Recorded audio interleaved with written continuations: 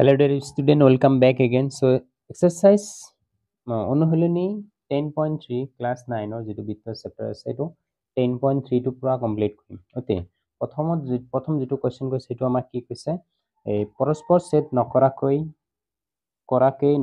আৰু ভিন্ন বৃত্তৰ জোৰ অংকন কৰা আৰু প্ৰত্যেক জোৰ বৃত্তৰ কিমান সাধাৰণ বিন্দু আছে আৰু সাধাৰণ বিন্দুৰ সৰ্বোচ্চ সংখ্যা কিমান হ'ব কি আমি বৃত্ত আঁকিব লাগিব পৰস্পৰ ছেদ নকৰাকৈ আৰু বিভিন্ন জোৰ অংকন কৰিব দিছে নিজৰ ইচ্ছামতে তাৰ পিছত সাধাৰণ বিন্দুৰ কথা কৈছে তাৰ পিছত কিমানটা সাধাৰণ বিন্দু আছে এটো সৰ্বোচ্চ সাধাৰণ বিন্দুৰ সংখ্যা এতিয়া প্ৰথম কেছ মানে স্টেপ 1 যেটো আছে প্ৰথমে আমি কি কৰিম পৰস্পৰ ছেদ কৰাকৈ বা নকৰাকৈ কৈছে প্ৰথম যেটো দুটা বৃত্ত লম এনেকে ওকে এনেকে এটা লৈছো মই লব পাৰো আৰু এনেকে এটা লব পাৰি যেতে ছেদ নকৰাকৈ এটা আমি লৈছো ওকে এটো হল স্টেপ 1 তাৰ পিছত স্টেপ 2 ত আমি কি কৰিব পাৰো বেলেগকেও লব পাৰো ন স্টেপ 2 এতিয়া বৃত্ত এটা লৈছো বাৰু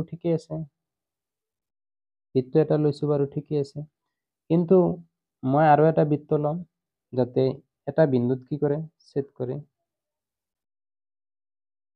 এটা বিন্দুত টাচ কৰে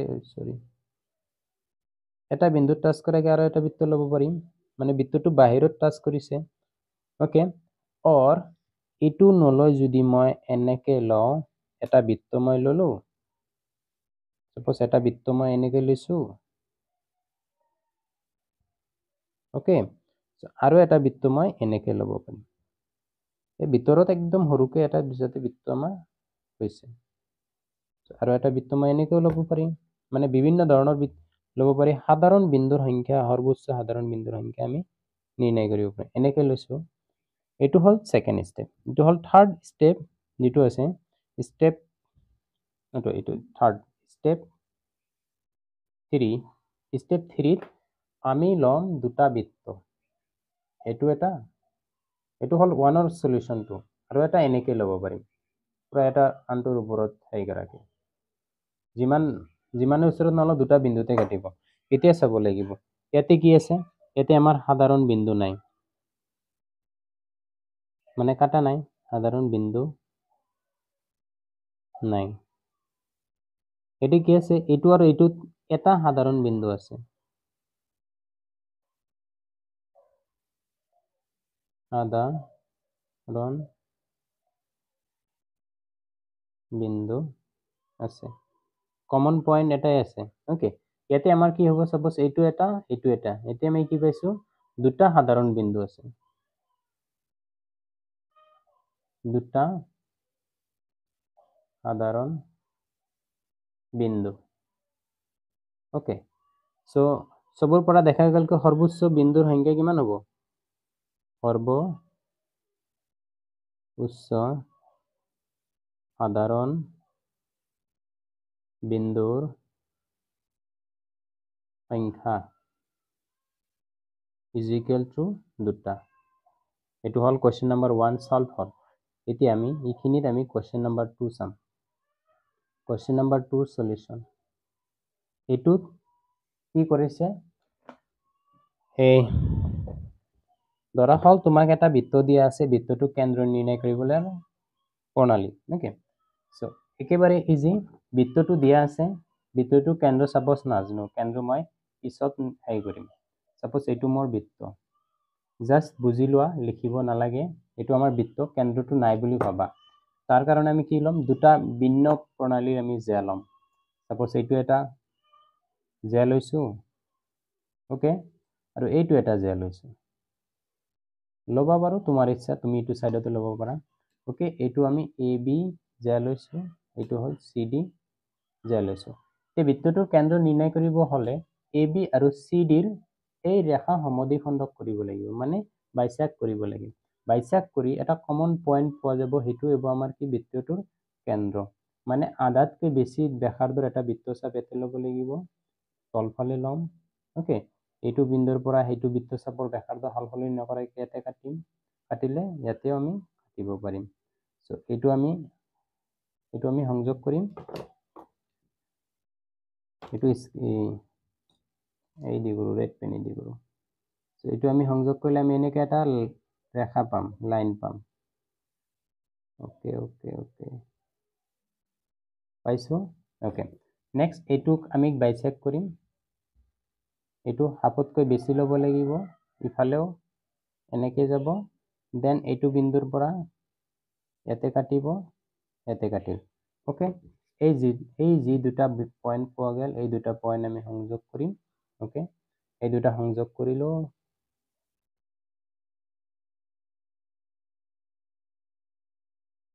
এই দুটা সংযোগ কৰিলো, যিটো কমন পইণ্ট আছে এইটো আমাৰ ও মানে কেন্দ্ৰ, এইটো হ'ল আমাৰ কমন পইণ্ট।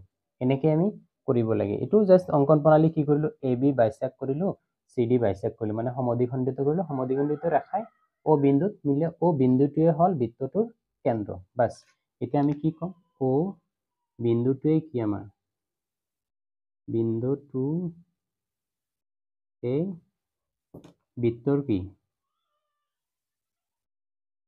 বৃত্তৰ কেন্দ্ৰ। এইটোৱে এতিয়া আৰু বিশেষ একো লিখিব নালাগে এইখিনিয়ে।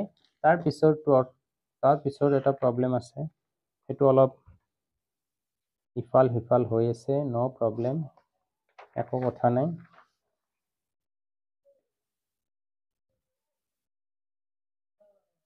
ওকে কুৱেশ্যন নম্বৰ 3 যিটো আছে সেইটো অলপমান ডাঙৰ হয়, ন' প্ৰব্লেম।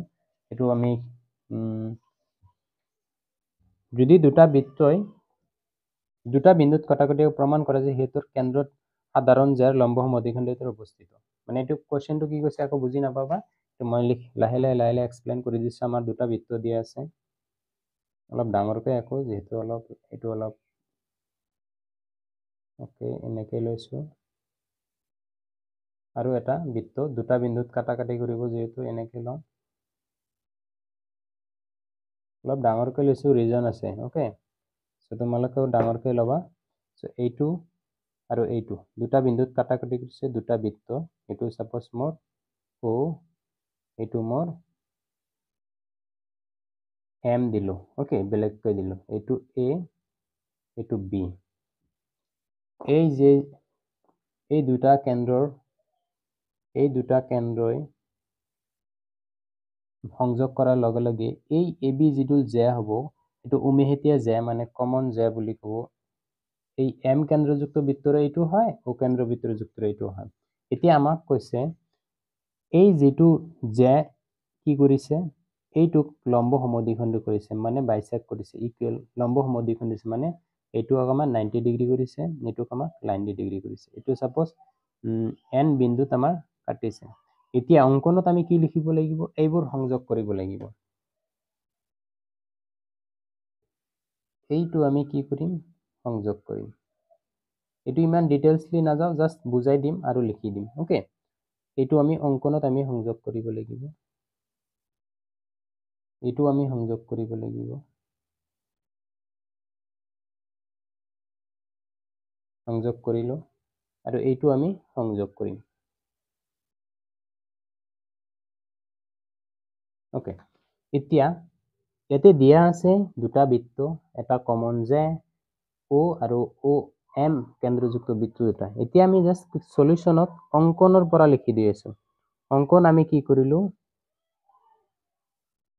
অংকন আমি O A, O B, A M, B M কি কৰিছোঁ, সংযোগ কৰিছোঁ। সংযোগ কৰা হ'ল।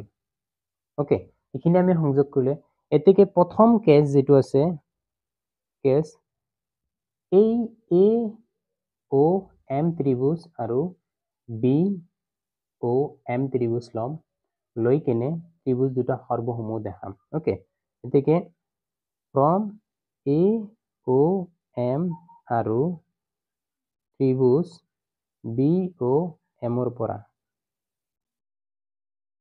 যেহেতু আমাৰ এইটো 90 ডিগ্ৰী দেখাব লাগে। ওকে 90 ডিগ্ৰী দেখালে আমি কি প্ৰথমে আমি A O equal to A M, B O equal to B M, কি বৃত্তৰ ব্যাসাৰ্ধ, বৃত্তৰ ব্যাসাৰ্ধ দুটা ৰিজন। ওকে আৰু যেটো OM আছে OM equal to OM সাধারণ বাহু দুটা বৃত্ততে আছে সাধারণ বাহু সো ত্রিভুজ AOM সর্বমু ত্রিভুজ BOM বাই বা ইংলিশত লিখিলে SSS ওকে সো ত্রিভুজ দুটা কি হল সর্বমু হলে অনুরূপ কোণ সমান এইটো কোণ আৰু এইটো কোণ আমাৰ সমান হ'ব ওকে এইটো কোণ হ'ব থেকে আমি লিখিব ইমপ্লাইজ AOM কোণ ইকুয়াল টু কোণ BON কোণ ওকে সো এইটো AON ও লিখিব পাৰিম AOM ঠাইত N লিখিছো BON লিখিছো ওকে এটা লাইন এই কৰিছো ওকে এইটো আমি 1 বুলি দিলো এগেইন এতিকে ত্ৰিভুজ লম AON ট্ৰায়াঙ্গেল AON আৰু ট্ৰায়াঙ্গেল BON ৰ পৰা প্ৰথম যেটো হ'ব AO এটো আমাৰ দিয়া আছে AO ইকুয়াল টু BO একে বৃত্তৰ ব্যাসাৰ্ধ তাৰ পিছত ON is equal to ON এটো হল বৃত্তৰ ব্যাসাৰ্ধ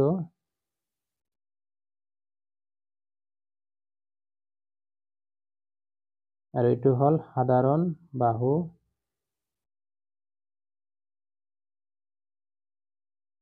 আৰু যেটো কোণ আছে কোণ AON is equal to কোণ BON এটো 1 ৰ পৰা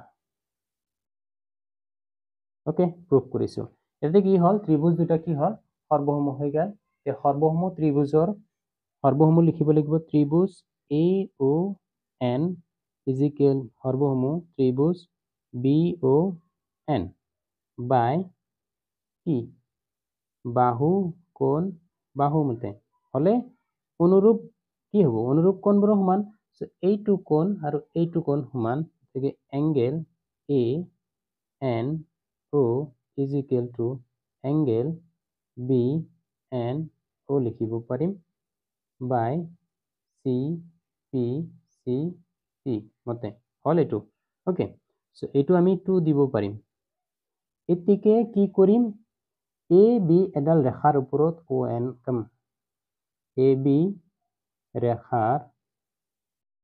ৰেখাৰ ওপৰত ON কি ৰশ্মি এতিয়া হলে ৰৈখিক কোণ আমাৰ কি হ'ব 180 ডিগ্ৰী হ'ব সো কোণ ANO প্লাস কোণ BNO ইকুয়াল টু 180 ডিগ্ৰী ৰৈখিক কোণ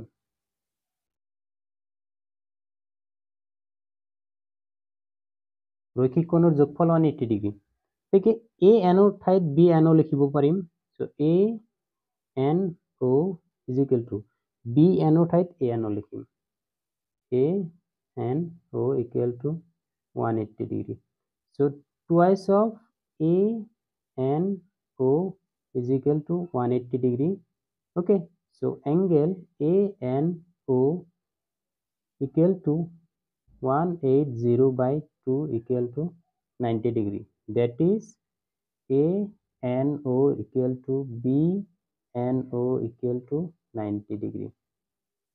Angle হৈ আছে সো হলে আমাৰ কি লম্ব সমদ্বিখণ্ডক এটো আমাৰ প্ৰুফ কৰিব দিছে ওকে সো প্ৰথমে লৈছো এই ডাঙৰ ত্ৰিভুজ তাৰ পিছত এই ত্ৰিভুজ সৰ্বমু দেখাইছো একেবাৰে ইজি হয় মানে ব্যাসাৰ্ধবোৰ একে সাধাৰণ আছে সৰ্বমু লিখিছো এটা কোণ ইকুৱেল এটো কোণ ইকুৱেল দেখাইছো সেকেন্ডত এই সৰু ত্ৰিভুজটো সৰ্বমু দেখাইছো এইটো আৰু এইটো কোণ সমান দেখালো সমান দেখাৰ পিছত AB ৰেখাৰ ওপৰত ON এডাল ৰশ্মি হৈ আছে এটো ৰৈখিক কোণৰ যোগফল 180 ডিগ্ৰী আমি আগতে পাই আহিছো 180 ডিগ্ৰী হলে এটোৰ ঠাইত এটো টুৱাইস অফ এটা কোণ লিখিছো এটো 90 ডিগ্ৰী হলে এটো আমাৰ প্ৰুফ হৈ গল ওকে সো নেক্সট ভিডিওটো চাম 10